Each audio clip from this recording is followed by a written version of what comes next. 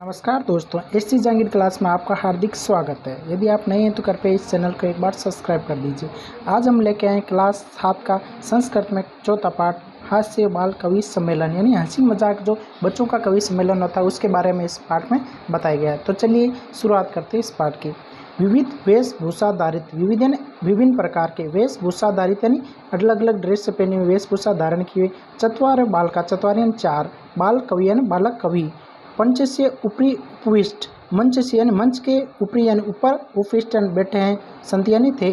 अधे श्रोता, आदि यानी नीचे, श्रोता हास्य कवि श्रवणी यानी हास्य कवि सम्मेलन सुनने के लिए उत्सुक हैं, संति कोलाहल से कुर्वन्ति इसलिए वो कोलाहल कर रहे हैं, शोर शराबा कर रहे हैं। तभी वहाँ पे संचालक महोदय का आगमन होता है और संचालक महोदय कहता है अहें कोलाहल यानी अरे शोर मत कीजिए, अधे एवं हर्ष से परम अवसर, आज खुशी का अवसर है, यते अस्मिन कवि सम्मेलन, यहाँ पर हमारे कवि सम्मेलन के अंदर काव्य हंतारे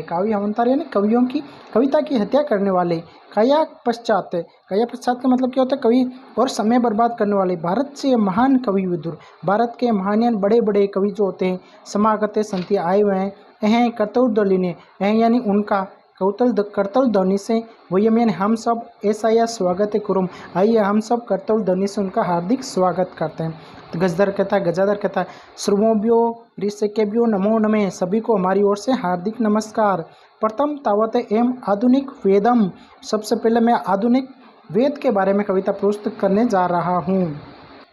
चलिए इस पैराग्राफ का हिंदी अनुवाद लिख लेते हैं।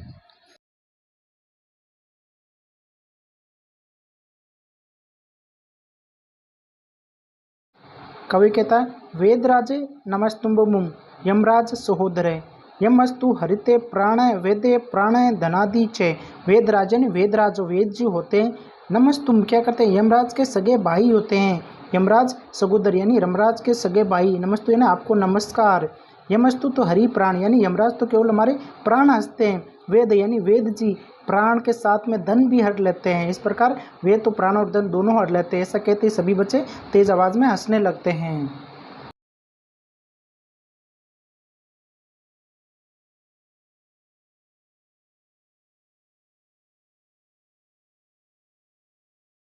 तभी वहाँ पर कालांतक नाम का दूसरा बालक जो कवि बन के बैठा होता है वो कहता है अरे वेदास्तु सर्वे परंतु ने ते माद्रस्ता, अरे वे तो सब जगह होते हैं परंतु कुशला यानी अच्छी जनसंख्या निवारण यानी जनसंख्या को नियंत्रित करने में, ममापी यानी मेरे जैसा, काव्य यानी कविता, इदे सर्वेसु बहुते इस प्रकार कोई नहीं है ना जैसे मेरे योग्य नहीं है, आप मेरी कविता भी सुन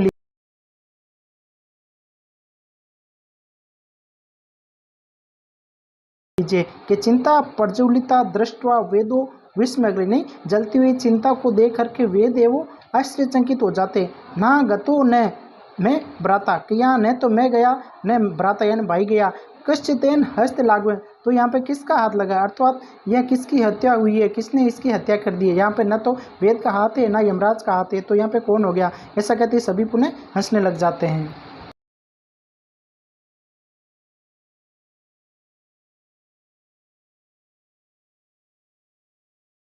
तभी वहाँ पर तीसरा बाल कवि तुंदिल नाम का होता है, तुंदक ऊपरी हस्तवे आवर्तन, तुंदन किसको बोलते हैं, अपनी तोंद के ऊपर बड़ा वाला पेट होता है उसको तोंद बोला जाता है ना, तुंद से ऊपरी हस्तवे आवर्तन, तोंद के ऊपर हाथ फेरते हुए कहता है तुंदिलोस्म भवय, तुंदिलोस्म यानी अपने शरीर का ध्यान रखना पर, तोंद के ऊपर हाथ फेरते हुए भव यानी माम, ममापी इदे काव्य श्रुत्वा जीवने धार्यते, मेरी भी कविता सुन लीजिए और इसको जीवन में धारण भी कर लीजिए, अर्थात दूसरे ये अपने बताते हैं कि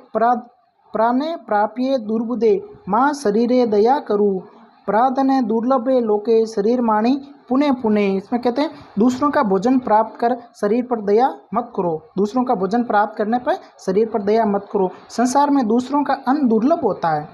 संसार में दूसरों का अन्न दुर्लभ होता है, मुश्किल होता है, इसलिए शरीर को बार बार मिलता रहता है, इसलिए हमें क्या करते हैं जब भी दूसरे का भोजन मिलता है खा लेना चाहिए।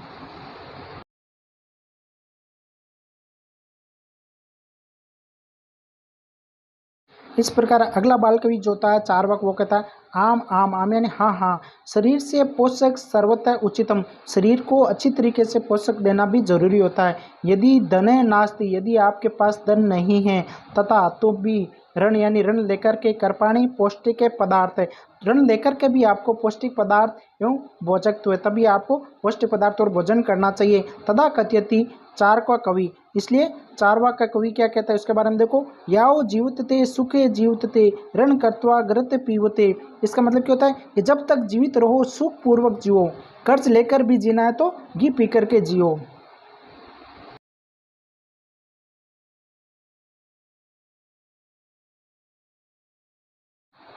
तब श्रोता कहता है त्रिहि ऋण से प्रत्यंत एकतम, यानी जो ऋण लिया है वो वापस कैसे लौटाएंगे, वापस कैसे लौटाया जाएगा। तब चार का कविता है श्रोता मम अवशिष्टे काव्यम, अरे श्रोतागण कृपया मेरे बाकी कविता को भी सुन लीजिए। घृत्य पीत्वा श्रम कृत्वा, यानी घी पी करके, श्रम यानी मेहनत करके, घी पी करके मेहनत करके, ऋण प्रतियंजने, और मेहनत करके श्रम करके अपने इसका